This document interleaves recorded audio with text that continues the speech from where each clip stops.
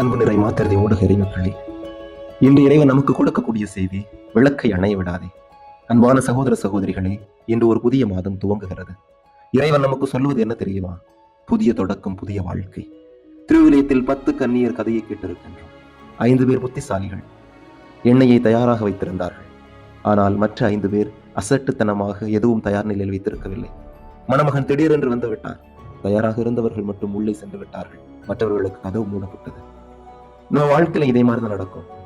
ஆண்டவர் எப்பொழுது வருவார் என்று யாருக்கும் தெரியாது. கடைசி நிமிடத்தில் நல்ல வாழ்க்கை, ஜெபம், அன்பு எல்லாம் கடன் வாங்க முடியாது. தினமும் தயார் நிலையில் வைத்திருக்க வேண்டும். பாருங்க, இரவுல மின்சாரம் திடீர்னு போயிடும்.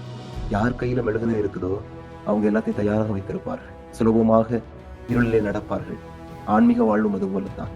எனவே ஆண்டவர் எக்கணத்தில் வந்தாலும் நம்முடைய விளக்கு எப்போதும் பிரகாசித்துக் கொண்டே இருக்கட்டும். ஆமென்.